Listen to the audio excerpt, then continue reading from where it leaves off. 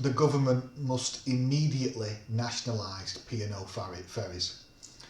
What P&O Ferries have done is an absolute disgrace. I can't possibly see how those unionised workers that would have had a collective agreement, I can't see how sacking them without consultation, immediately, without following through statutory consultation periods, like it will be, if you're sacking more than, say, 100 people at a time, you will have to abide by at least 45 days consultation before any dismissals take effect.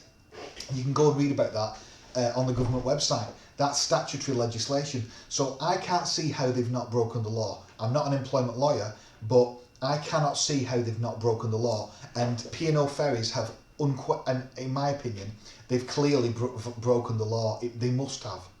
Now, P&O Ferries are owned by DP World, which is owned by the Dubai government. Of course, these Arab states have extremely little employment law. Staff are total wage slaves. In fact, I would argue they're even worse than that in many regards. They exploit cheap labour from countries like Thailand and Malaysia and other parts of Southeast Asia where the pay is even worse. And they bring them to their countries to work in, building football stadiums, building hospitals, working on ferries and so forth.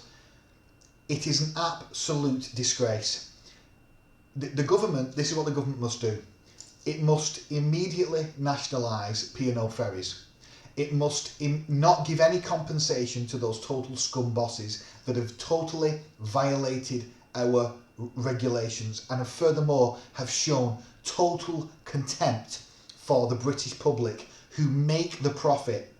People have said, well, what do you expect when you leave the European Union and when when we've had 2 years of lockdowns and restrictions, what do you expect? The fact is, what they're doing is they're trying to get rid of the English unionised decent pay, or it won't be amazing, but it'll be much better than what they'll be paying the new ones, workers, and replacing them with highly precarious, no rights, no holiday pay or very little holiday pay, very little pension pay, if any, much cheaper to employ, essentially, and fundamentally non-unionised, so not in a collective agreement, so not at the threat of the unions and the workers, taking industrial action like strikes if there was to be a dispute.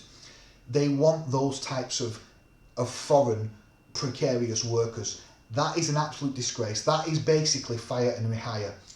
I can't see how it could possibly be redundancy. It's not redundancy under normal terms, under normal common understanding of the word redundancy, because redundancy means that the job is no longer required, the job role. But that's total BS, because as far as I understand, they are going to try and keep the same level of, or a similar level of the workforce and similar people working on the ferries and doing all the different types of jobs that they do.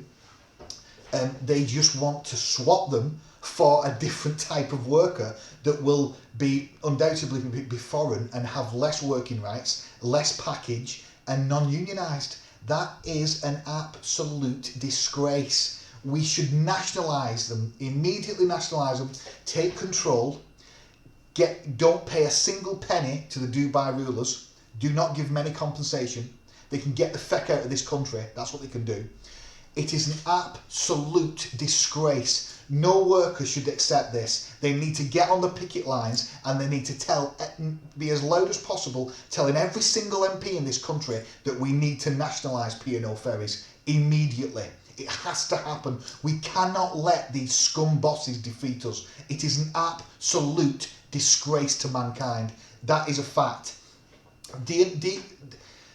P&O Ferries paid a £270 million dividend in 2020. I think it was March or April 2020, just after the COVID, just during the COVID lockdown. It's a highly profitable industry.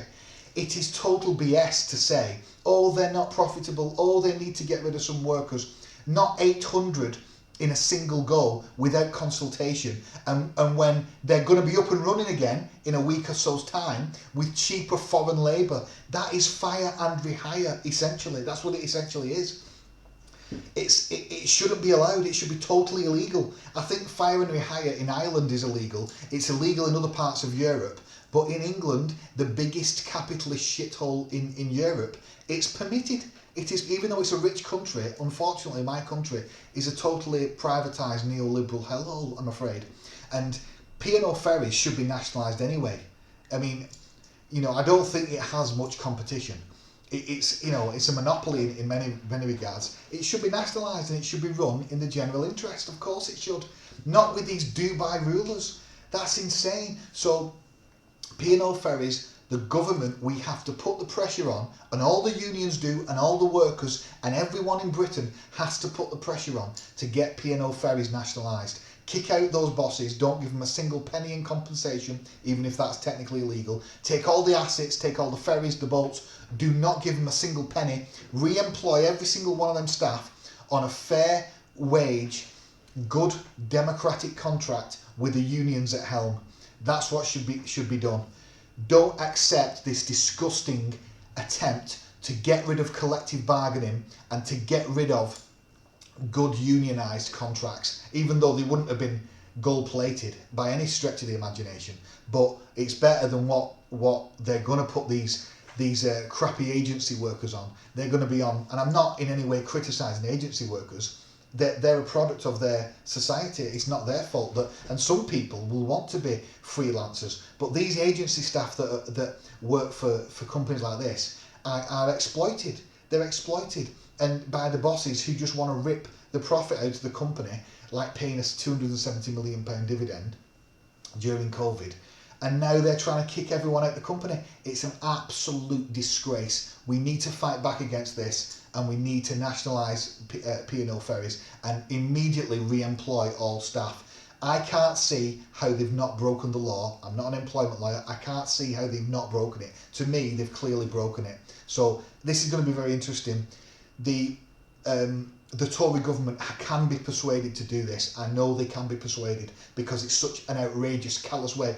They've sacked them, 800 of them, on a Zoom call. How can you possibly do that? It's insane. It is modern. This is the modern world.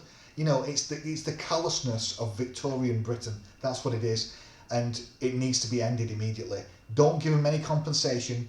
Nationalise, kick the bosses out, and take all the assets.